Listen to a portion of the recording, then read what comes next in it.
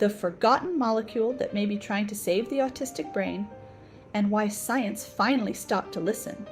If you're over 40, you understand that true longevity isn't just about adding years to your life, but about how our brain processes the world around us. Imagine the brain as a high-performance engine that, due to a subtle error in its biochemical wiring, can't burn fuel correctly. That's where folinic acid comes in. Here, every protocol in this channel is reviewed by a clinical pharmacist and researcher. I know exactly what's going through your mind right now. Another miracle promise? No. Here, we talk about evidence. You've probably felt that pang of skepticism when you hear about supplements for neurodevelopment, and rightly so. You want facts, you want to understand the mechanics behind the biology. Today, we're going to explore how this active form of folate acts on deep physiology and whether it really has the power to reduce repetitive behaviors or improve social communication. You feel like a piece is missing from this autism puzzle, and today we're going to analyze the meta-analyses that try to find it. No noise, no marketing tricks, just the raw biology behind the spectrum. To understand why we are even talking about folinic acid in the context of neurodevelopment, we have to look past the supplement bottle and into the engine room of the cell. If you're over 40, you've likely spent years hearing about folic acid.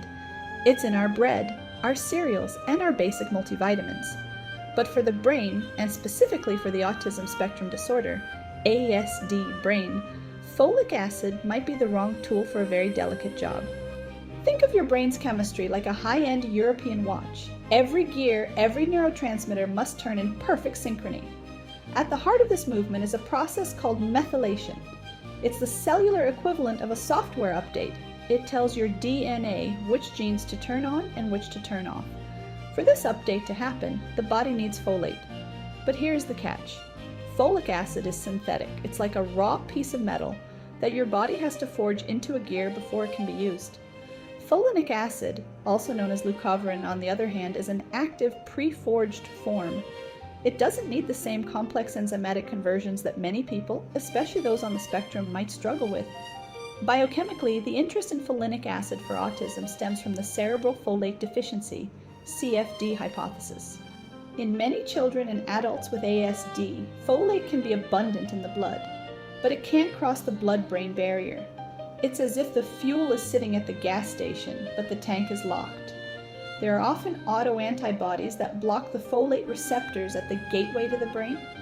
This is where the physiology gets fascinating.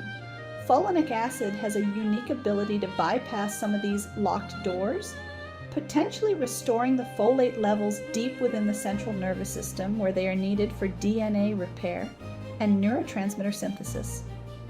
But what does the hard science actually say? When we look at the most recent network meta-analyses, such as the landmark study by Siafis and colleagues, 2022, the picture is one of cautious intrigue. They analyzed data for dozens of dietary supplements and found that folinic acid showed some indications of improvement in core autism symptoms. However, and this is where the researcher in me needs you to pay close attention, the evidence was described as imprecise and not robust. The scientific community uses these words not to dismiss the molecule, but to signal that we are still in the early days of proving its worth. The confidence in these estimates currently remains low or very low. Another layer of the story is the impact on restricted and repetitive behaviors, RRB. These are the loops of behavior that can be so taxing for families and individuals.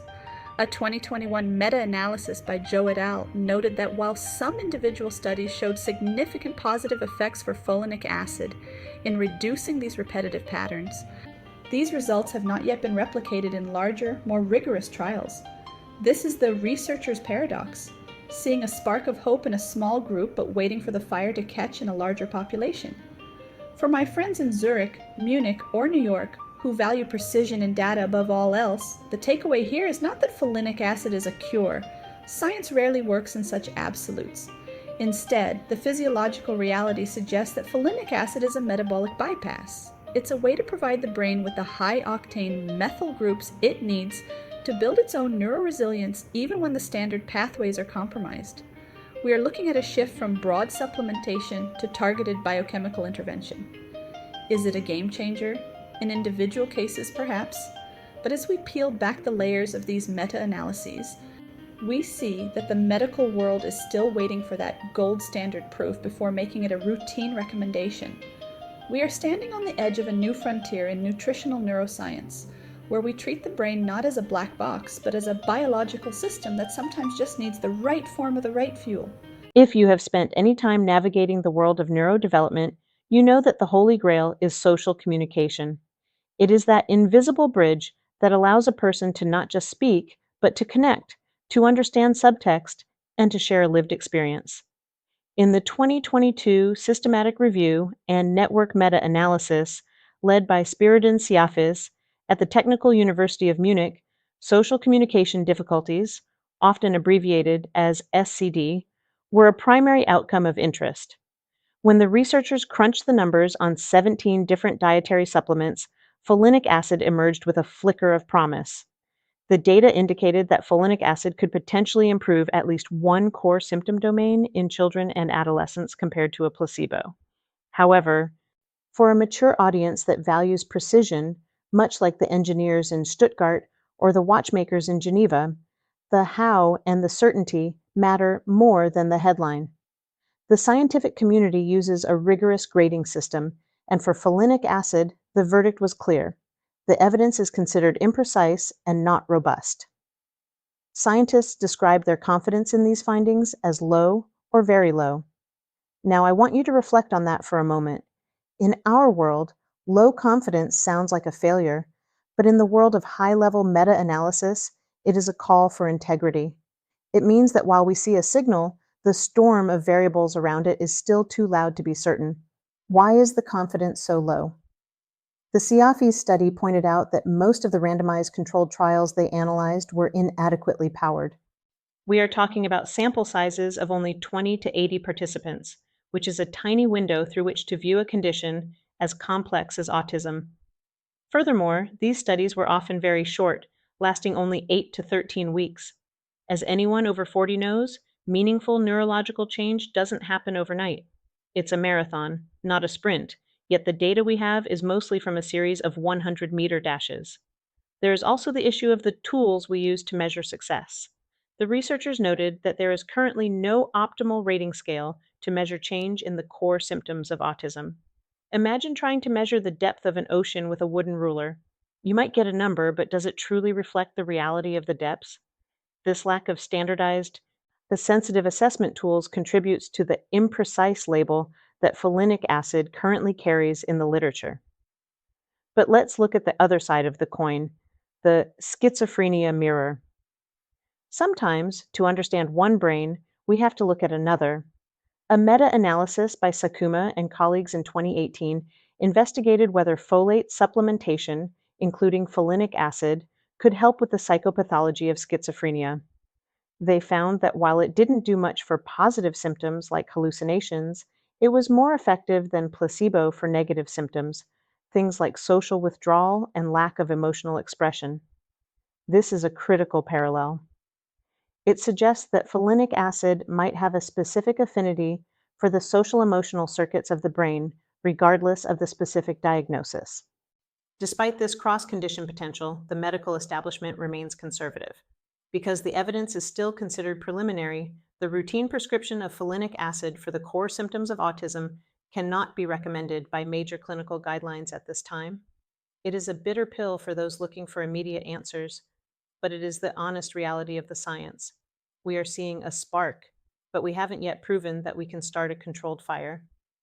So, as we sit here and analyze these meta-analyses, we have to ask, are we looking at a failed intervention, or are we looking at a specialized tool that we simply haven't learned how to measure correctly yet? The signal is there, buried in the noise of small sample sizes and star-shaped networks of data. In the next segment, we are going to dive into the specific repetitive loops of behavior, the restricted and repetitive behaviors, and see why the data there might be even more polarizing. There is a specific kind of frustration that comes with age. It's the realization that some patterns are incredibly hard to break. In my 40s, I've seen this in business, in health, and in the habits we build. But in the world of the neurodivergent brain, these patterns aren't just habits, they are what we call restricted and repetitive behaviors, RRB. These loops, whether they are physical movements or a fixated insistence on sameness, are a core pillar of the autism diagnosis. And for years, we have been looking for a biochemical key to unlock these loops. And this is where the story of folinic acid takes a turn into what I call the researcher's ghost, the promise of a breakthrough that seems to vanish when you try to grasp it a second time. If you look at the 2021 meta-analysis by Zhou and colleagues, which focused specifically on the pharmacological treatment of these repetitive behaviors, you find a very telling observation.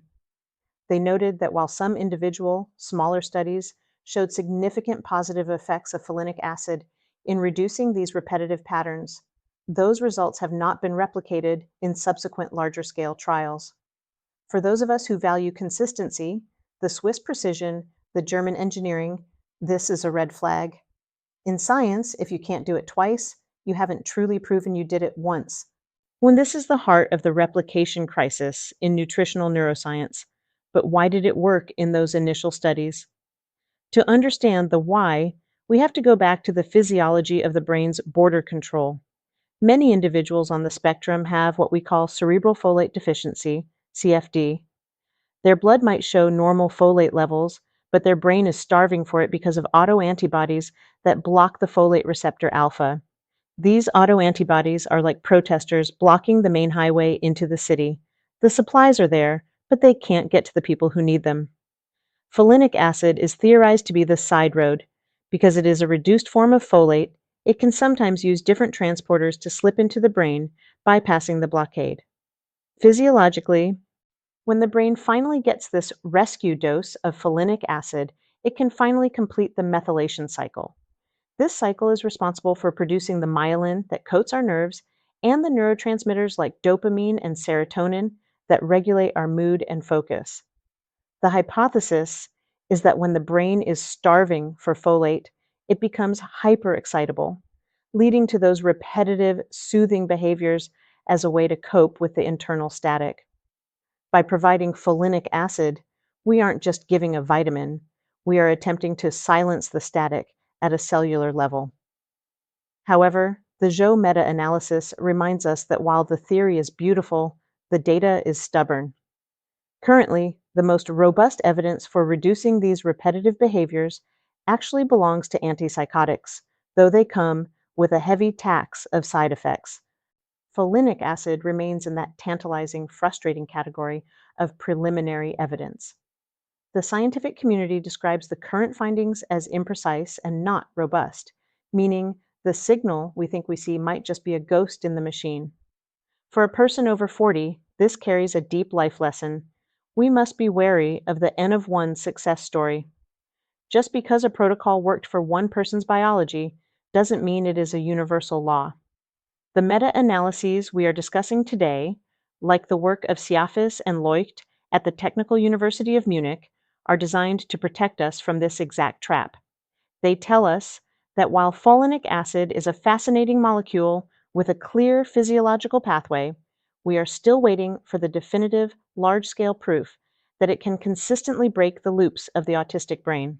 Whereas we are looking for a bridge, but right now, we only have a few planks laid over a very deep chasm. The potential is there, the biochemistry allows for it, but the clinical reality is still catching up. We have to ask ourselves, are we okay with preliminary if the safety profile is high? Or do we demand the absolute certainty of a replicated trial before we act? When we discuss the pharmacological landscape of autism, we are often forced to choose between a heavy hammer and a faint light. On one side, we have the heavy hitters, medications like risperidone and aripiprazole. These are antipsychotics that, according to the Zhou meta-analysis 2021, provide the most robust evidence for reducing restricted and repetitive behaviors, RRB. They work, but as any clinical researcher will tell you, they come with a significant biological cost. We are talking about potential weight gain, metabolic shifts, and sedation. It's a high price to pay for behavioral stability. Then there is the other side of the paradox, folinic acid. When you look at the Siafis et al. 2022 network meta-analysis, which scrutinized 41 drugs and 17 dietary supplements, folinic acid sits in a very peculiar position. It doesn't have the brute force evidence of antipsychotics. As we've discussed, the confidence in its efficacy for core symptoms is low or very low. However, the safety profile tells a completely different story. In the world of clinical trials, we look at dropouts due to adverse events. In studies of folates, including folinic acid, the tolerability is remarkably high. This isn't just true in autism research.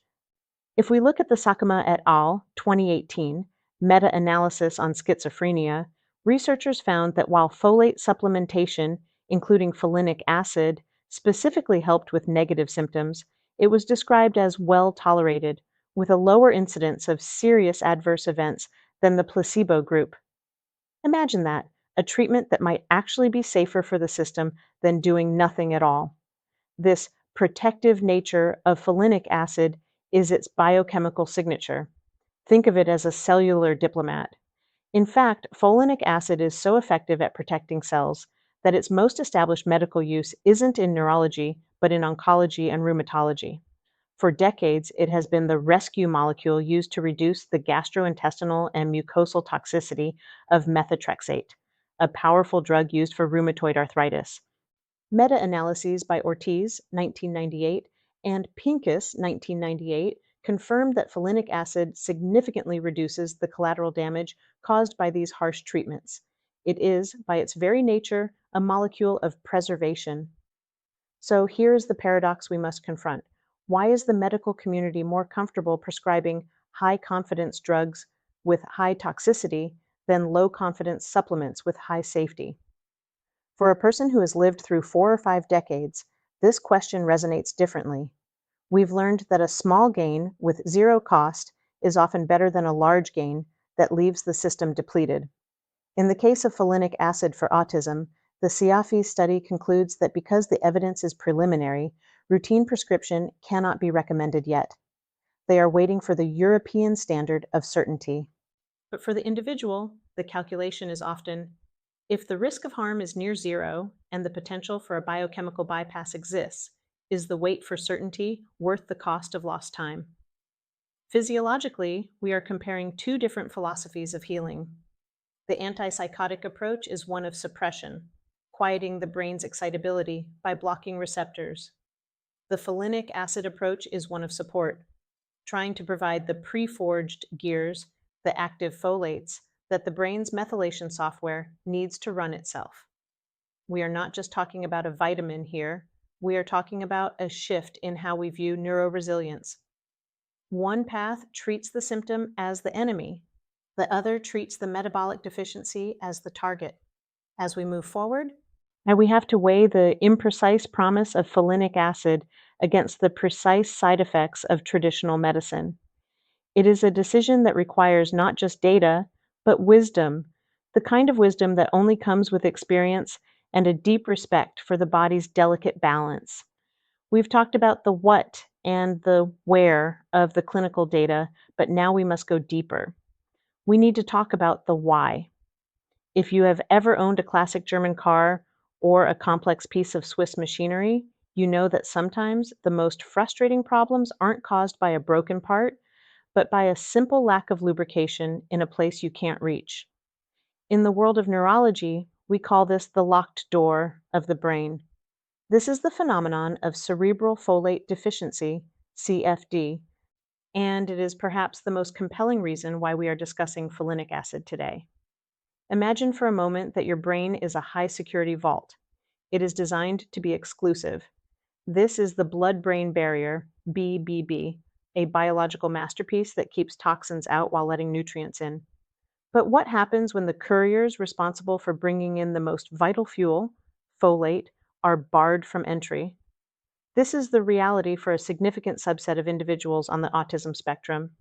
They may have a bloodstream teeming with folate, a diet rich in greens, and a cabinet full of standard multivitamins, yet their brain is effectively starving. The primary mechanism for getting folate across that barrier is a specialized gateway called the folate receptor alpha, FR alpha. In many cases of autism, The body's own immune system mistakenly produces autoantibodies that bind to this receptor. It's as if a protester has glued the locks of the vault shut. The folate is standing outside on the sidewalk, but it cannot get in to do its work. This is where the physiology of folinic acid, leucovorin, becomes truly magnetic for those of us seeking performance and neuroresilience.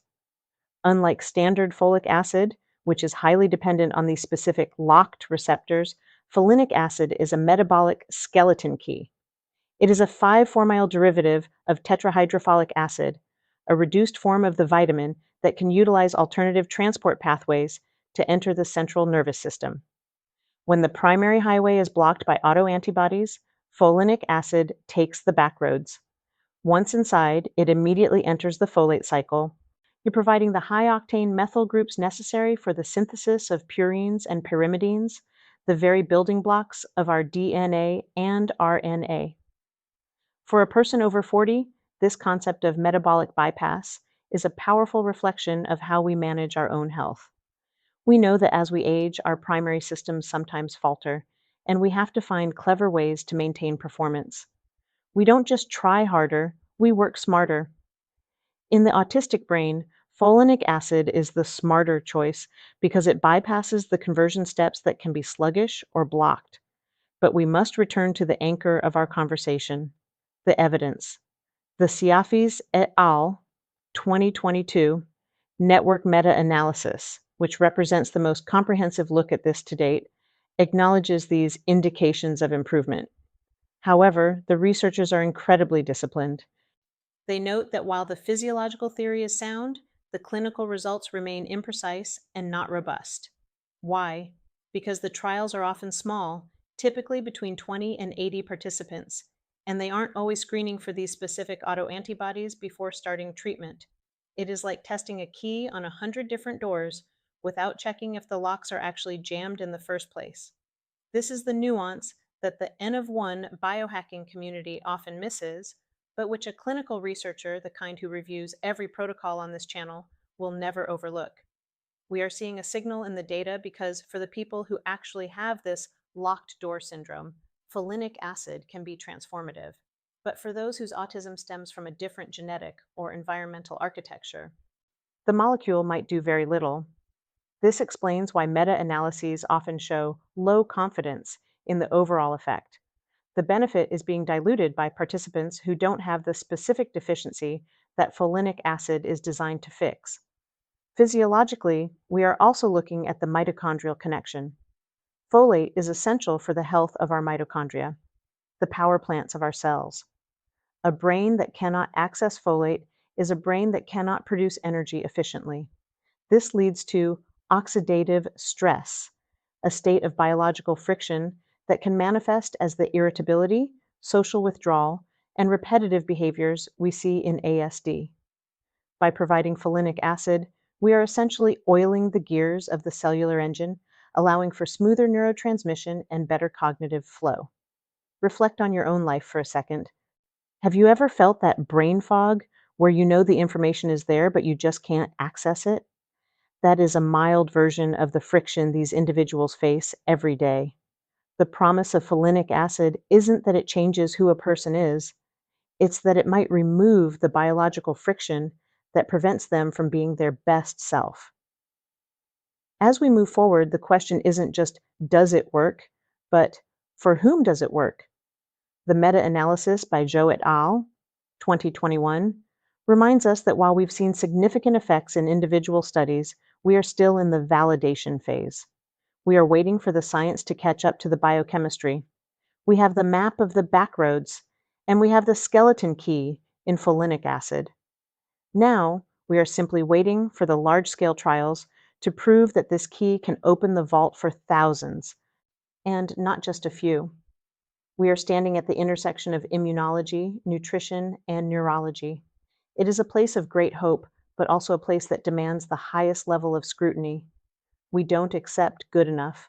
We look for the pre-forged active folates because we know that the brain deserves nothing less than the most efficient fuel possible. We spend a lot of time analyzing the locked door of the autistic brain, but sometimes to see a problem clearly, you need to look at it from a different angle. In clinical science, we often examine how a single molecule behaves under different conditions to discover its true nature. If folinic acid is indeed a master key to neuroresilience, does it work the same way in a brain facing the challenges of schizophrenia? Before we dive into this comparison, I want to make a brief comment. Just one thing, we're almost at a very important milestone for the channel. So if you've made it this far with me, I want to invite you to subscribe to our channel and follow us every day. It means a lot to us to have an audience that values depth instead of clickbait. And remember, every protocol on this channel is reviewed by a clinical pharmacist and researcher. It's not just about tricks, it's about the accuracy of the medical literature and how it applies to your life or the lives of those you love. You're here because you know that true health is a conscious journey, and I'm glad we're walking this path together. It's rare these days to find people who want to understand the why before the how, but that's exactly how we maintain our quality of life as we age. Now let's get back to the science, because the comparison I'm about to show you is a revelation. When we look at the meta-analysis by Sakuma and colleagues, 2018, they investigated the use of folates, including our skeleton key, folinic acid, as an add-on to antipsychotic medication in patients with schizophrenia. What they found mirrors what we've been seeing in autism, but with a sharper focus on a specific type of relief. In schizophrenia, symptoms are often divided into positive symptoms, like hallucinations, and negative symptoms, such as social withdrawal, lack of motivation, and emotional blunting.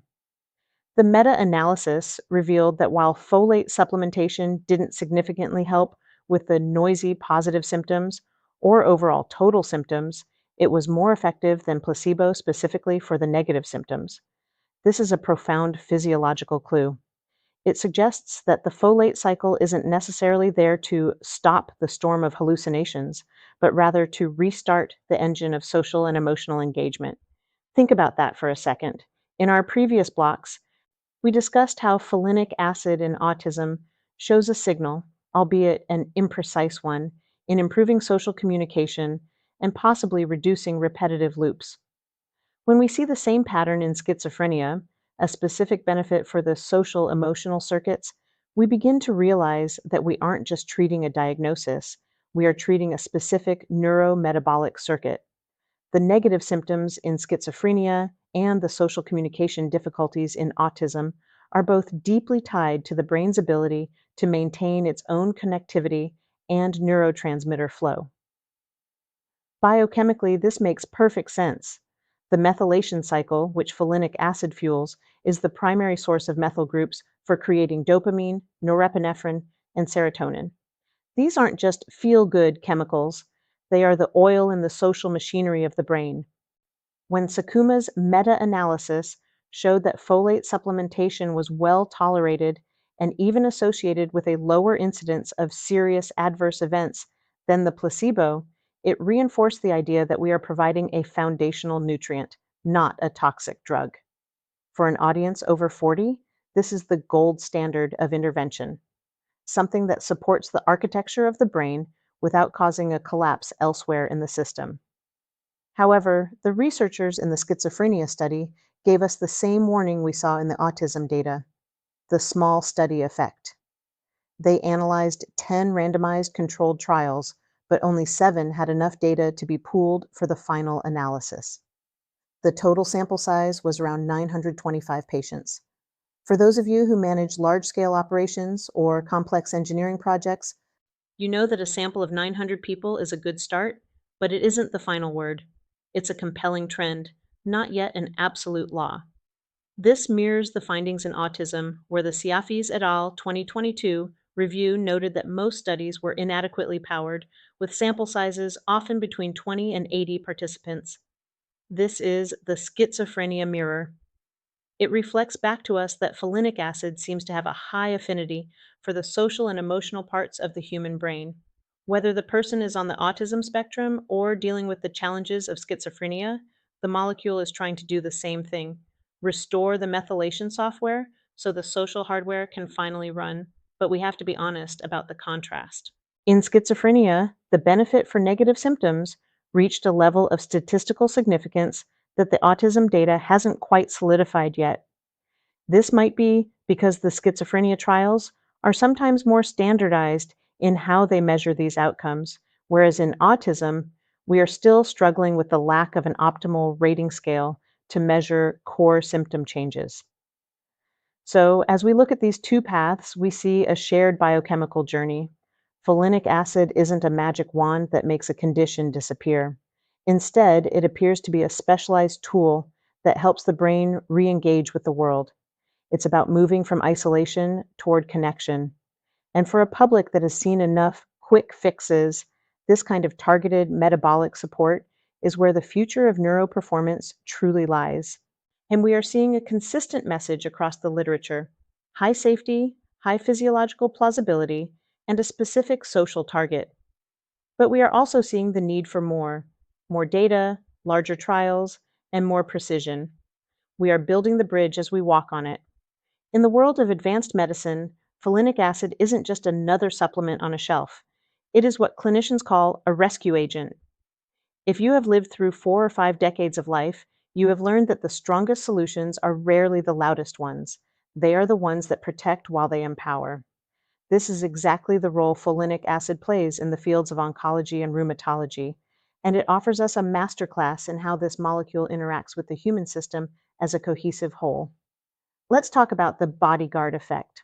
And when we look at cancer treatment, specifically the battle against colorectal and pancreatic cancer, we are dealing with therapies that are inherently destructive by design.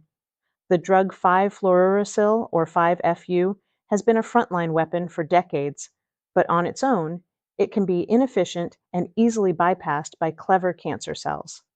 However, researchers discovered that by adding folinic acid, also known as leucovorin, to the regimen, they weren't just adding a vitamin. They were modulating the very nature of the chemotherapy. A massive landmark meta-analysis by Therian and the Meta-Analysis Group in Cancer, 2004, which synthesized individual data from 3,300 patients across 19 different trials, confirmed a staggering reality. And they found that adding folinic acid led to a twofold increase in tumor response rates, jumping from 11% in patients receiving 5-FU alone to 21% in those receiving the combination. Think about that for a moment. A derivative of the folate you find in leafy greens was the deciding factor that doubled the effectiveness of a powerful pharmaceutical against one of the world's most common cancers. This synergy isn't limited to one type of cancer.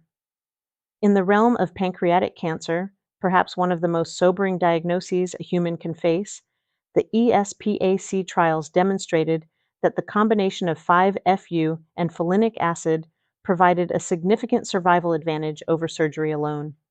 Systematic reviews and meta-analyses, such as the one by Neoptolemus and colleagues, 2009, each showed that this adjuvant treatment improved median survival from 16.8 months to 23.2 months.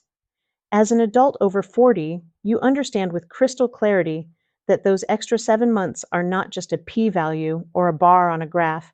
They are the weddings, the graduations, and the quiet mornings that form the fabric of a life. This is the weight of the molecule we are discussing today. But there is a second, equally profound side to this story: the rescue. For many in our age group, the challenge isn't cancer, but the slow, burning fire of inflammation, rheumatoid arthritis. For millions, the standard of care is methotrexate. Methotrexate works by starving cells of folate, which successfully shuts down the overactive immune cells, causing joint destruction. But it is a scorched earth policy. It starves your healthy cells too, leading to hair loss, intense nausea, and the dreaded mucosal ulcers. This is where folinic acid performs its most gracious physiological act. Meta-analyses by Ortiz, 1998, and Pincus, 1998, have shown that supplementing with folinic acid during methotrexate therapy reduces gastrointestinal side effects and oral toxicity by up to 79%. It acts as a biological shield, providing healthy tissues with the pre-forged folate they need to survive the treatment without compromising the drug's ability to control the disease. Recent data from Al-Jamaiyeh and colleagues, 2024, reinforces this, noting that folinic acid rescue is a primary strategy to mitigate severe oral mucositis, allowing patients to stay on their life-improving medications longer and with more dignity. So, what does this oncology connection tell us about the autism script? It tells us that folinic acid is not a lightweight or alternative intervention. It is a molecule of such immense biological force that the world's leading cancer and rheumatology centers trust it to protect the very core of human physiology during our most desperate hours. When we see it being studied in the context of neuroresilience or autism symptoms, we aren't looking at a random guess. We are looking at the sophisticated application of a proven shield and modulator. If folinic acid can double the success of a drug in the liver and rescue the gut lining from chemotherapy, imagine the potential impact on a brain struggling with its own metabolic static. We are seeing a universal pattern: high safety, high physiological plausibility, and a unique ability to stabilize the system when it is under stress. And this is the biochemistry of the second chance. It's about ensuring that the cellular machinery has the right form of fuel, the active form, at the right time. As we begin to move toward the final chapters of our discussion, I want you to carry this image of the rescue agent with you. Whether it's helping a child communicate or helping an adult navigate a complex medical journey, the principle is identical. We honor the body by giving it the exact tools it needs to maintain its integrity. We aren't just biohacking, we are participating in a deep, evidence-based tradition of metabolic support. The same molecule that saves a life in the oncology ward might be the one trying to clear the path for a mind to finally reach out and touch the world. It is a shared biological language spoken in the quiet folates that keep us whole. And we have reached a crossroads. If you have navigated the complexities of business, family, or high-performance health for over 40 years, you know that the most difficult decisions are rarely made in the light of absolute certainty. They are made in the gray zone, that space where the signal is clear, but the proof is still pending. As we look at the future horizon of folinic acid and neurodevelopment, we must confront the word that haunts every meta-analysis we've discussed today: preliminary. When you read the Siafis 2022 network meta-analysis, the researchers don't mince words. They state that the confidence in the estimates for folinic acid in autism is low or very low. For a scientist, this is a badge of integrity. For a parent or an individual seeking a hack for neuroresilience, it can feel like a dead end. But let's look closer at why that low confidence label exists. It's not necessarily because the molecule failed, it's because our measuring sticks are currently inadequate. The study points out that there is no optimal rating scale to measure change in the core symptoms of autism. Imagine trying to measure the precision of a Swiss chronometer using a sundial. You might see that it moves, but you can't prove its accuracy. This is the measurement gap that the future of medicine is currently racing to fill. There is also the challenge of the star-shaped network. In high-level data analysis, we prefer a complete web where every treatment is compared directly to every other treatment. But in the world of folinic acid and other dietary supplements, the data is fragmented. Yet we have small clusters of studies, often with only 20 to 80 participants, that aren't easily woven together into a robust tapestry. This is what leads to the imprecise and not robust verdict. In the Joe 2021 meta-analysis, we saw the same pattern: a significant spark of hope in individual studies for reducing repetitive behaviors, but a failure to see that spark turn into a fire in larger replicated trials. So, how do we bridge this gap? The answer lies in subgroup precision. If we look back at our locked door analogy, cerebral folate deficiency, the future of this protocol depends on identifying the individuals for whom the door is actually locked. In the current meta-analyses, everyone is grouped together. But what if only 30% of those in the trial had the autoantibodies blocking their folate receptors? And their massive success would be diluted by the 70% who didn't need the bypass.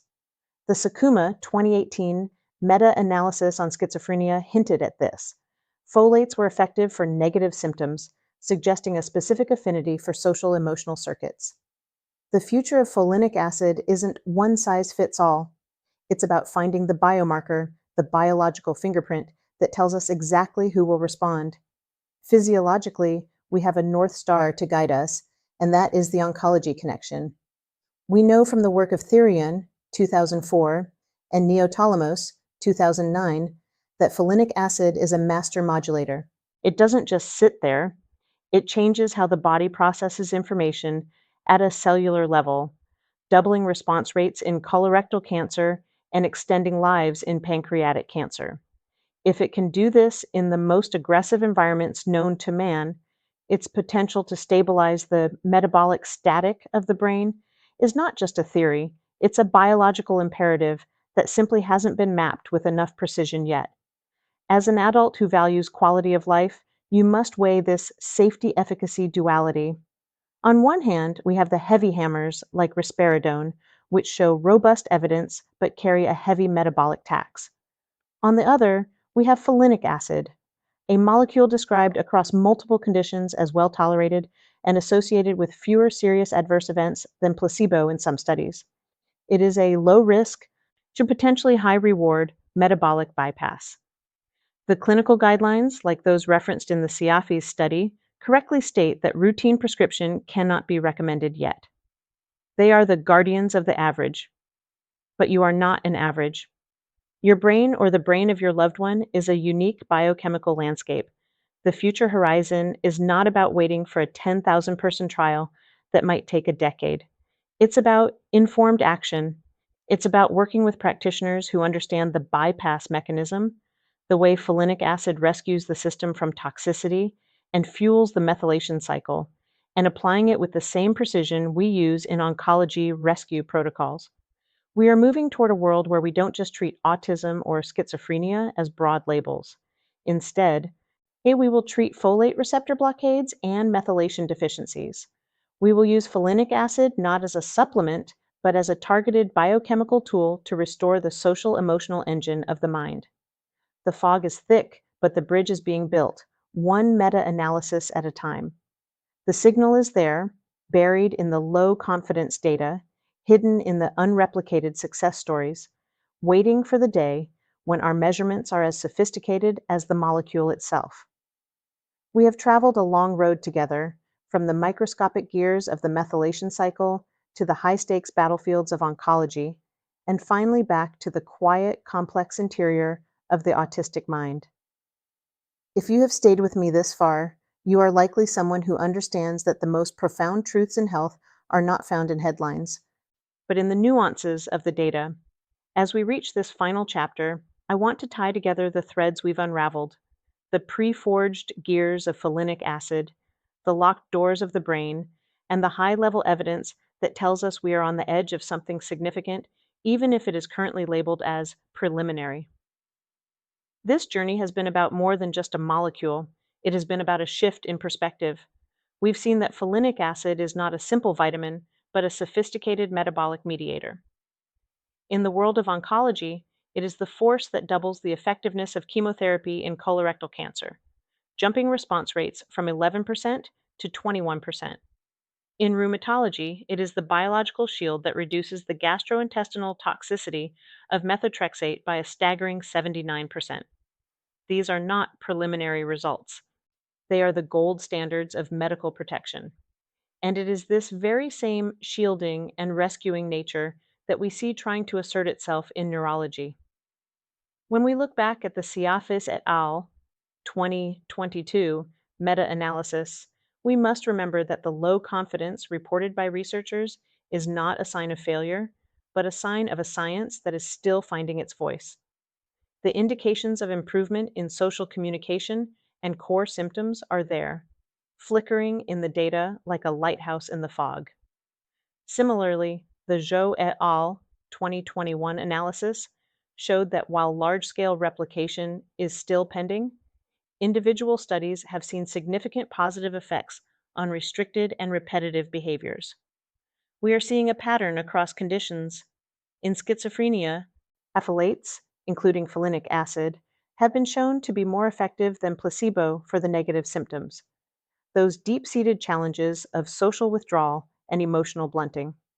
The common denominator is clear. When the brain's social emotional engine is struggling, providing the active, reduced form of folate seems to offer a unique kind of metabolic support.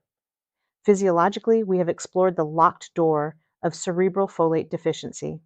For those whose brains are barred from receiving standard folates due to receptor autoantibodies, folinic acid serves as the skeleton key, bypassing the blockade and restoring the brain's ability to maintain its own connectivity. This is the subtle transformation I promised you at the start, the realization that autism or schizophrenia are not just behavioral labels, but conditions that can be influenced by specific, measurable biochemical deficits. We are moving from a world of treating symptoms to a world of restoring systems. As a mature audience, you know that the average result of a meta-analysis rarely describes the reality of the individual. Science must be slow and conservative to protect the many, but the individual must be informed and precise to protect themselves. We have seen that folinic acid is remarkably well tolerated, often associated with a lower incidence of serious adverse events than placebo in psychiatric trials.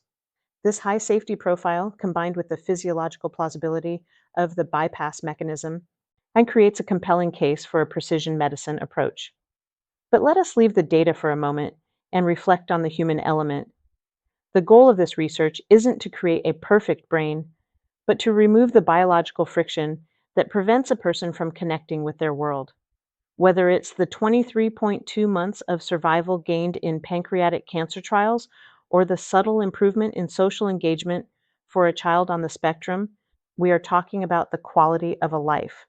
We are talking about the ability to be present, to be heard, and to be whole. The silence of a preliminary result is not an absence of truth. It is an invitation to look deeper. We are standing at the threshold of a new era in neuroresilience, where we no longer settle for broad interventions, but look for the specific gears that need oiling. Folinic acid is a testament to the power of targeted nutrition, a molecule that rescues the body from the harshness of chemotherapy and offers a bridge for the mind to cross the chasm of isolation. Take a moment to let that sink in.